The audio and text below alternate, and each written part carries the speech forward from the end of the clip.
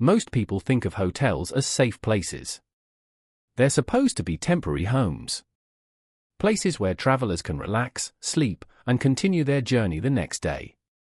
But hotels are strange when you really think about them. Every room has been occupied by hundreds, sometimes thousands, of complete strangers. You never know who stayed there before you, or what happened behind those closed doors. The stories you're about to hear come from people whose hotel stays turned into experiences they'll never forget. And in some cases, they still don't have an explanation for what happened. Our first story comes from a man named Eric. At the time, I was working for a construction company that often sent employees to different cities for short-term projects. One week, I was assigned to a job about 4 hours away from home. The company booked me a room at a hotel near the construction site. The hotel wasn't fancy, but it wasn't run down either. It was one of those average chain hotels you'd find near highways. I checked in around 6 in the evening. The lobby was quiet. A woman at the front desk handed me my key card and told me I was in room 314. I grabbed my luggage and headed upstairs. The third floor seemed unusually empty. I didn't pass a single person while walking to my room. I unlocked the door, dropped my bags inside, and immediately noticed how silent everything was. No voices. No televisions. No doors opening or closing. Nothing. At first, I thought it was nice.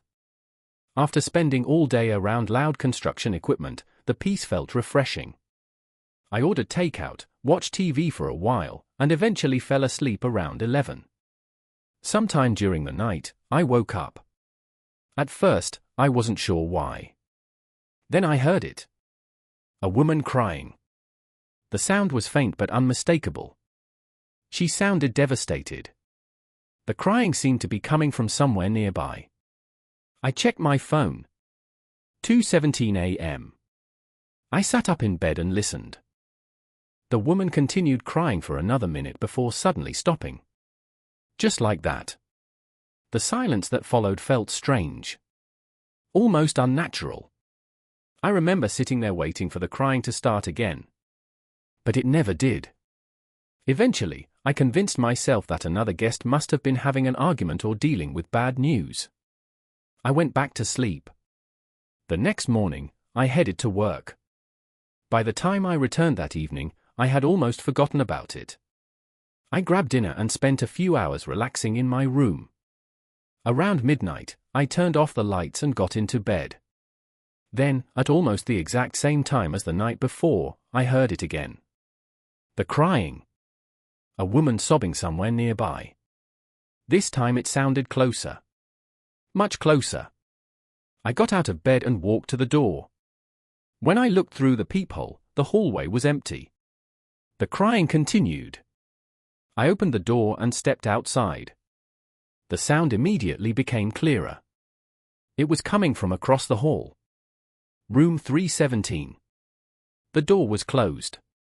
No lights were visible underneath it. But I could clearly hear a woman crying inside. The sobbing sounded genuine. Like someone experiencing the worst moment of their life. I stood there for several seconds debating whether I should call the front desk. Then the crying stopped again. Instantly. No gradual fading. No final sniffles. Nothing. Just silence. The kind of silence that makes you question whether you actually heard anything at all. Feeling uncomfortable, I returned to my room and locked the door. The next morning, curiosity got the better of me. Before leaving for work, I stopped by the front desk. I told the employee about the crying. She looked confused. "Which room?" she asked. 317. Her expression changed. Only slightly. But enough for me to notice. She glanced toward the computer screen. Then back at me. "Nobody's staying in that room." I laughed. I honestly thought she was joking. But she wasn't smiling. "What do you mean nobody's staying there? It's vacant." I felt a chill run through me.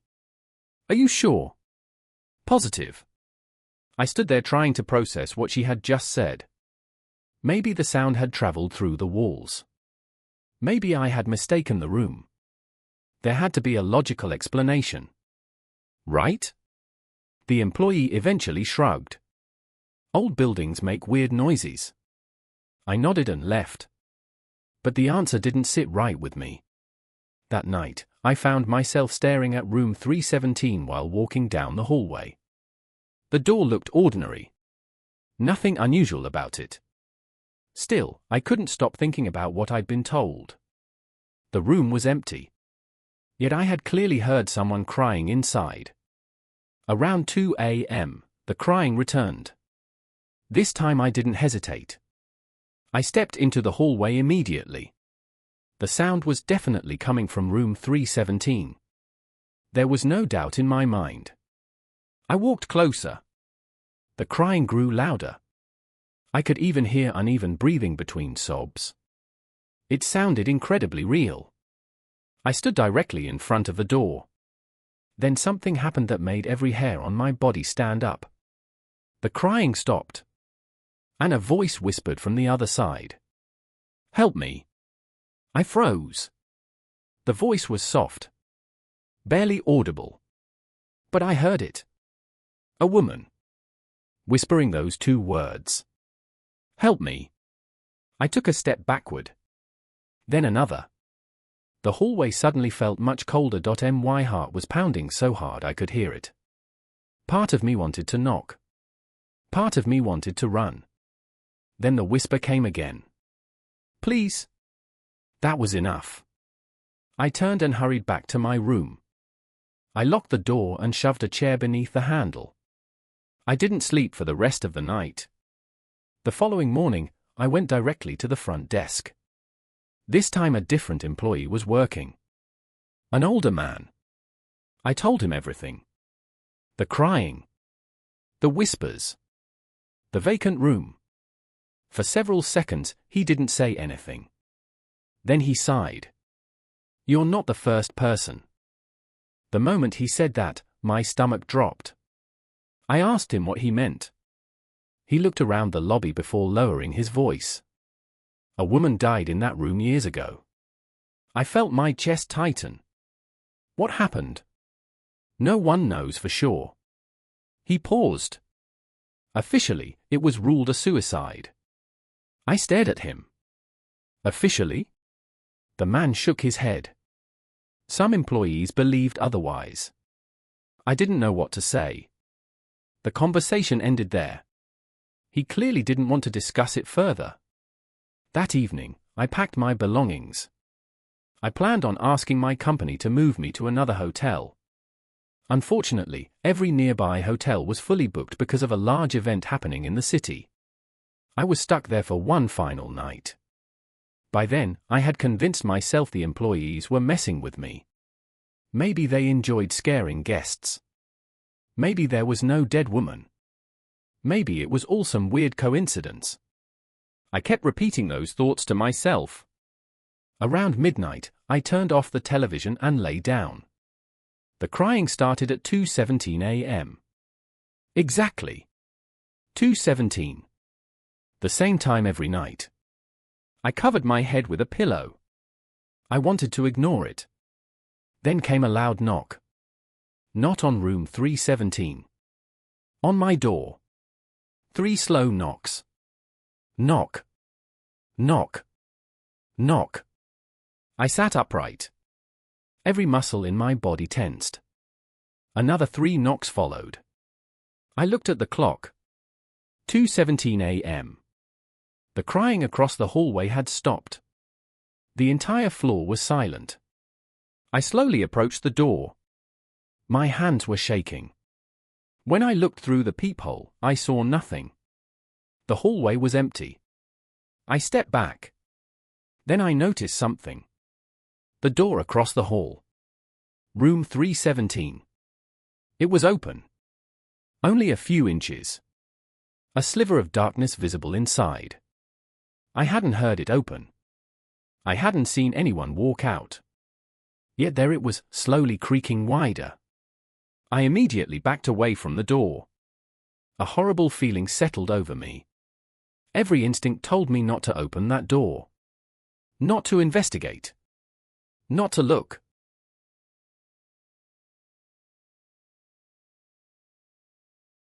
Several minutes passed. Eventually, I forced myself to look through the peephole again. The hallway was empty. And room 317 was closed. The next morning, I checked out early. Before leaving, I asked one final question. I asked the front desk employee what room the woman had died in. He looked confused. Then he answered. Room 314. My room. Not 317. The room where I had been sleeping all week. To this day, I don't know what I heard. But I know one thing. The room across the hall wasn't the one with the history. Mine was. And ever since learning that, I've wondered whether the crying wasn't coming from room 317 at all. Maybe every night. It was coming from inside my own room. Not to look. Our second story comes from a woman named Rachel. This happened during a business trip to Seattle in late October. I worked for a marketing company at the time, and my boss sent me to attend a 3-day conference downtown. The company booked a room for me at an older hotel near the waterfront. The building had been standing for decades. From the outside, it looked beautiful. Vintage architecture. Large windows. Decorative stone walls. The kind of place that looked charming in photos. Inside, however, it felt different. Not bad. Just old. The hallways were narrow. The carpets were faded.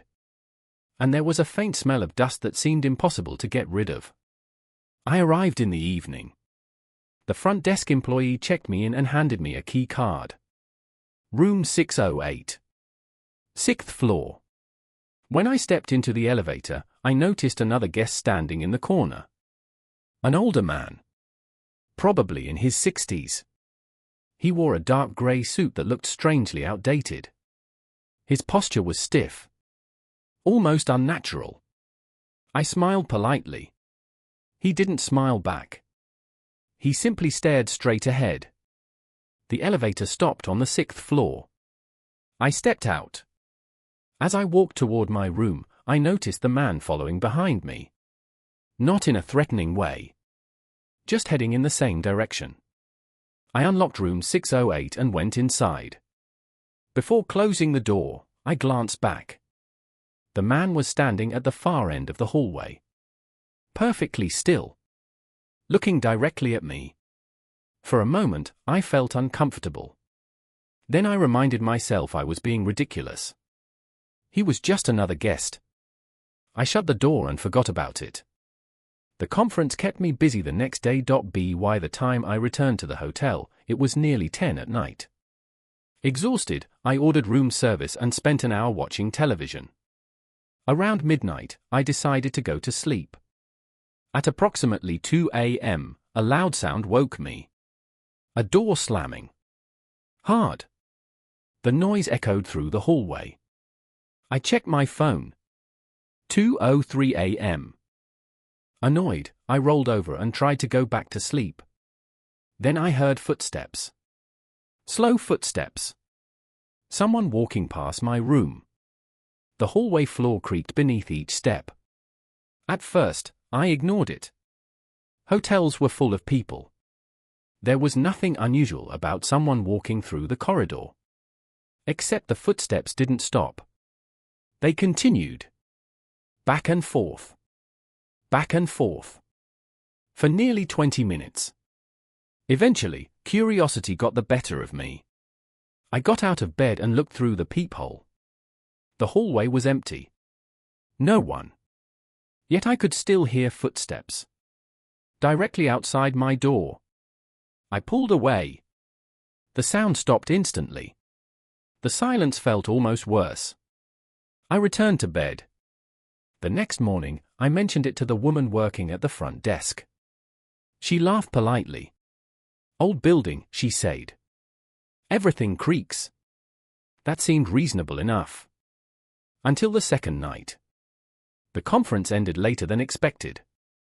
I returned around 11. While waiting for the elevator, I saw the same older man from the first night.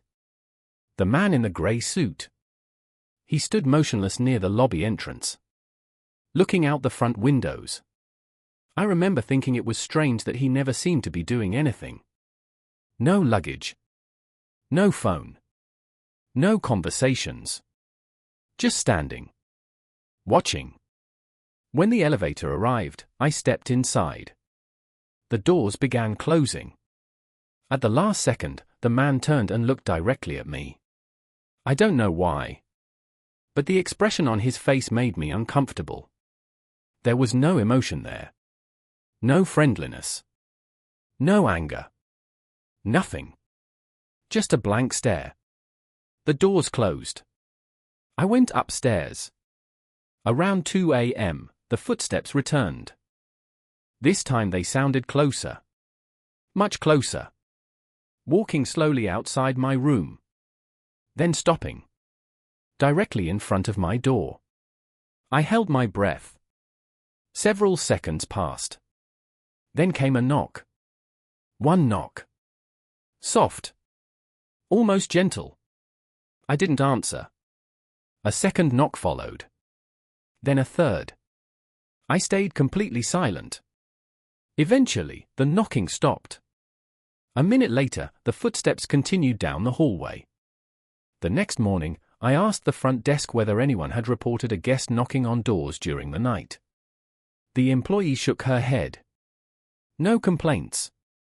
That afternoon, something happened that changed everything. I was waiting for an elevator when I noticed a framed photograph hanging near the lobby. It showed the hotel sometime in the 1970s. Several employees stood outside the entrance posing for the camera. My eyes immediately locked onto one person. An older man in a grey suit. My stomach dropped. It was him. The same man I had seen twice already. The same face. The same hairstyle. The same expression. At first, I thought it was impossible. Then I noticed the date beneath the photograph. Nearly 50 years ago. I stared at the image for several seconds. Maybe it was a coincidence. Maybe it was a relative. Maybe I was imagining the resemblance. Still, the sight bothered me. A lot. That evening, I returned to the hotel earlier than usual. The lobby was quiet. An older employee was working behind the desk. I decided to ask about the photograph. I pointed toward the picture and asked who the man in the grey suit was. The employee looked surprised. Then he glanced toward the photograph. Oh. His smile faded. That's Thomas. Thomas who? He used to work here. I hesitated. Used to. The employee nodded. He died. A chill ran through me. When? The man looked uncomfortable. Long time ago. I asked no further questions. Something about his reaction told me he didn't want to discuss it. That night, I couldn't stop thinking about the photograph. Or the man. Or the strange coincidence. At exactly 2:03 a.m., I woke again. Another door slam. Another echo through the hallway. Then footsteps. Slow. Measured. Approaching my room. I sat upright in bed. The footsteps stopped outside my door. Silence. Then came 3 knocks. Knock. Knock. Knock. The same pattern as before. Except this time, a voice followed. A man's voice. Quiet, calm. Housekeeping. My blood ran cold. It was 2 a.m. Nobody from housekeeping would be working. I stayed silent. The voice came again. Housekeeping. The doorknob slowly turned. Once, twice. As if someone were trying to enter. Thankfully, the deadbolt was engaged. I jumped out of bed and rushed toward the door. The moment I approached, the doorknob stopped moving. I looked through the peephole. Nothing. The hallway was empty, completely empty. No footsteps. No movement. Nothing. The following morning. Nothing. The following morning, I packed my bags. I planned to leave immediately after the conference ended. Before checking out, I decided to ask one final question. I showed the front desk employee the photograph, then I described the man I'd been seeing. Her face immediately went pale. For several seconds, she didn't respond. Finally, she said something I'll never forget. You've seen Thomas? I nodded. She swallowed hard, then lowered her voice. You're not the first guest. I felt my stomach twist. What happened to him? The woman looked around the lobby before answering. He died in the elevator. What do you mean? There was an accident. She paused. He got trapped during a mechanical failure in the late 70s. I stared at her. The employee continued. Some guests claim they still see him. I didn't know what to say. I checked out less than an hour later. As I loaded my luggage into my car, I glanced back toward the hotel entrance. Someone stood behind the glass doors, watching me. An older man in a grey suit, completely motionless. I blinked. And he was gone. For years, I convinced myself it had all been stress. Lack of sleep. An overactive imagination. Then, 3 years later, I received a message from a former coworker who had stayed at the same hotel. Without any prompting, he asked me a strange question. He said, "Did you ever see the old guy in the grey suit?" I never told him my story. Not once. Yet somehow, he saw him too.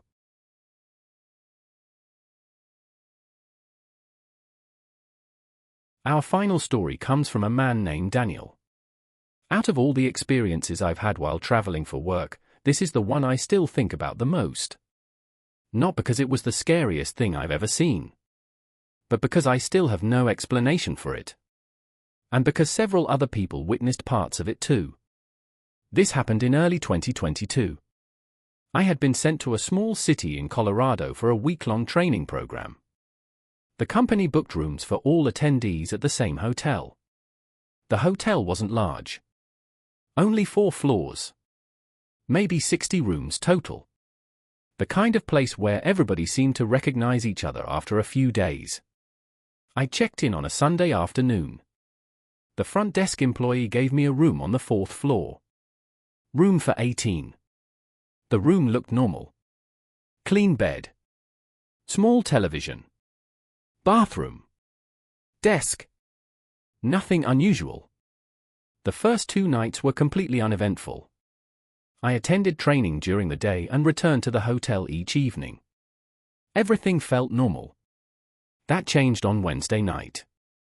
I was lying in bed scrolling through my phone when I heard a loud bang somewhere down the hallway. At first I ignored it. Then I heard shouting. A man's voice. Followed by another. I got up and looked through the peephole.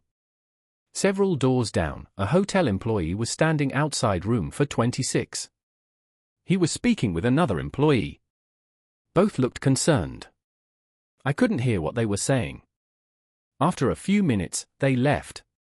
The hallway became quiet again. The next morning, curiosity got the better of me. While grabbing coffee in the lobby, I asked one of the employees if something had happened. The woman hesitated. Then she smiled awkwardly. Just a guest issue. That was all she would say. Later that evening, I overheard 2 attendees discussing the same room. Room for 26. Apparently guests had been complaining about noise coming from it during the night. The strange part? Nobody was staying there. According to one of the hotel employees, the room was out of service because of plumbing problems. I didn't think much of it. Until that night. Around 1:45 a.m., I woke to the sound of footsteps outside my room. The footsteps moved slowly down the hallway. Then stopped. A door opened. A few seconds later, it slammed shut. The sound echoed through the floor. I checked my phone. 1:47 a.m. Then I heard voices. Several voices. They seemed to be coming from the far end of the corridor. Near room for 26. The conversation was impossible to understand. Just muffled voices speaking over one another. It sounded like a group of people standing inside a room. I got out of bed and opened my door. The hallway was empty. Completely empty. Yet I could still hear voices. Somewhere ahead. I slowly walked down the corridor. The closer I got to room for 26, the louder the voices became. I stopped about 20 feet away. The room appeared dark. No lights. No movement. Nothing. Then, without warning, every voice stopped at once. The silence was immediate. Almost unnatural. I stood there for several seconds. Then returned to my room. The next day, multiple attendees were discussing the same thing during lunch. Noise from room for 26. Voices. Doors slamming. Footsteps. One woman even claimed she heard a child laughing during the night. Everyone assumed somebody had secretly checked into the room. But that evening, I watched a maintenance worker unlock room for 26. He entered carrying tools. About 10 minutes later, he came back out. His face looked pale. The man immediately locked the room again and left. Something about his expression stuck with me. He looked genuinely shaken. That night would become the strangest night of the entire trip. Around midnight, I was watching television when my phone buzzed. A text message from another attendee named Chris. We had become friends during training. His message read, "Are you hearing this?" A second later, another text arrived. "Look outside." I opened my door. Several guests were already standing in the hallway. Everyone was looking toward room for 26. At first, I didn't understand why. Then I heard it. Someone was crying inside. A woman. The crying sounded distant. Almost as if it were coming from another room entirely. Several people exchanged nervous looks. One guest knocked on the door. No response. The crying continued. Then came a loud crash. Something heavy falling. The crying stopped immediately. A hotel employee finally arrived. He looked annoyed. Not frightened. Not surprised. Almost as if he dealt with this before. The employee unlocked the door. Everyone watched. The room was empty. Completely empty. No luggage. No furniture except the basics. No people. No sounds. Nothing. The employee entered and checked every corner. Then emerged a minute later. There is nobody in there. Several guests protested. We had all heard the crying. The employee simply repeated himself. Nobody is in the room. Then he locked the door again. Most people returned to their rooms. But none of us seemed convinced. The following night was my last night at the hotel. I planned to leave first thing in the morning. Around 2 a.m., I woke to a strange sound. A telephone ringing. Not my phone. An old-fashioned hotel room phone. The ringing echoed faintly through the hallway. I opened my door. Several other guests had done the same. Everyone seemed confused. The ringing was coming from room for 26. Ring. Ring. Ring. Over and over. One guest joked that maybe the room was finally answering its own calls. Nobody laughed. The atmosphere felt wrong. Heavy. Uncomfortable. Then something happened I'll never forget. The ringing stopped. A few seconds later, the door to room for 26 slowly opened. By itself. No employee. No guest. No one visible. The door simply opened. A narrow strip of darkness appeared inside.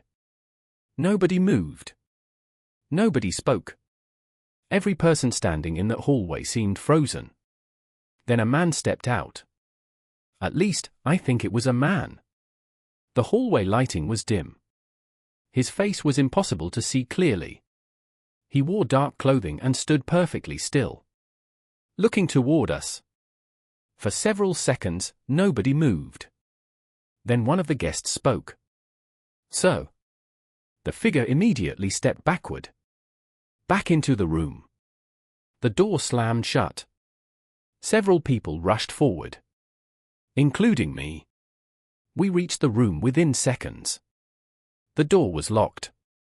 An employee arrived moments later. He opened the room. Just like before. Nobody was inside. No open windows. No connecting doors. No place for anyone to hide. Nothing. The room was empty. Absolutely empty. The next morning, I checked out. Before leaving, I asked the front desk manager about room for 26. At first he refused to answer. Then, after some hesitation, he told me something strange. Years earlier, a family had been staying in that room. According to local reports, they disappeared overnight. No signs of forced entry. No evidence of where they went. Their belongings remained inside. But the family was never found. The manager quickly added that many people considered the story an urban legend. Something employees repeated to scare each other. Maybe he was right. Maybe it wasn't true. Maybe there was a logical explanation for everything. But as I was loading my luggage into my car, another attendee approached me. Without any prompting, he asked, "Did you see the guy come out of 426 last night?" I nodded. The man stared back at the hotel. Then quietly said something that still bothers me. I counted. "What?" "The guests." I frowned. "What do you mean?" "There were 11 of us standing in that hallway." He paused. "There should have been 11. My stomach tightened. "Should have been." The man looked directly at me. "There were 12.